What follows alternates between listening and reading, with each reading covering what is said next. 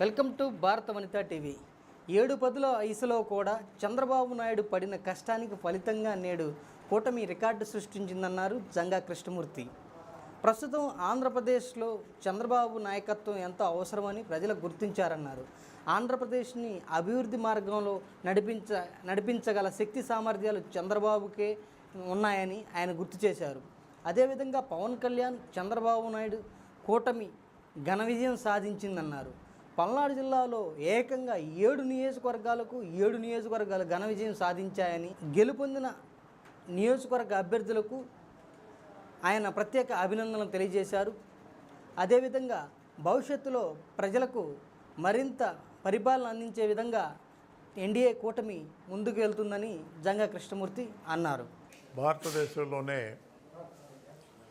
అతిపెద్ద సంఖ్యతో ప్రజలు ఓటుని వినియోగించుకొని ఒక మంచి ప్రజాస్వామిక విధానాన్ని ఈరోజు ఈ దేశంలో ప్రజలు ఎన్నుకోవటం జరుగుతుంది. మరీ ముఖ్యంగా మన రాష్ట్రానికి సంబంధించి ఆలోచిస్తే ఈ పరిపాలనకి క్షీణగీతం పాడటం జరిగింది.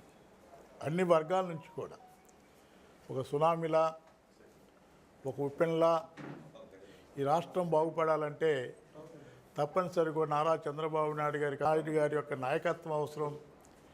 ఎన్డీఏ కూటమి ద్వారా ఈ రాష్ట్రంలో రేపు 9వ తారీఖున చంద్రబాబు నాయుడు గారు ప్రమాణ స్వీకారం చేయబోతున్నారు.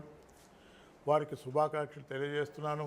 అంతేకాకుండా కూడా ఈ రాష్ట్రంలో ఆ వయసులో కూడా రాష్ట్ర వ్యాప్తంగా తిరిగి ప్రజలు చైతన్యవంతం చేసి ప్రజలు ఎన్డీఏ కూటమి వైపు మరలించినటువంటి చంద్రబాబు నాయుడు గారికి కృతజ్ఞాభినందనలు తెలియజేస్తూ, అదేవిధంగా జనసేన అధినేత పవన్ కళ్యాణ్ యొక్క వ్యూహం, ఆయన ఏ విధంగా ఈ యొక్క రాష్ట్రంలో ఓటు చీలకూడదు, ఈ ప్రభుత్వాన్ని దించాలనే ఆలోచనతో ఆయన యొక్క కళలు నెరవేరటం, తప్పనిసరిగా ఈ రాష్ట్ర భవిష్యత్తు ఈరోజు చంద్రబాబు నాయుడు గారి చేతిలో పెట్టబోతున్న ప్రజలందరూ కలిసి కూడా మాకైతే ఒక నమ్మకం ఉంది.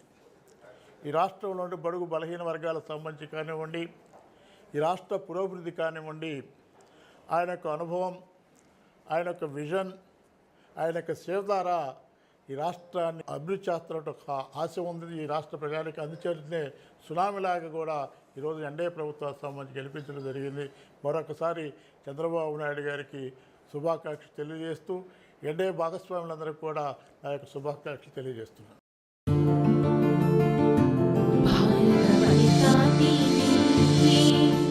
వాస్తవాన్ని రాస్తా నిజాన్ని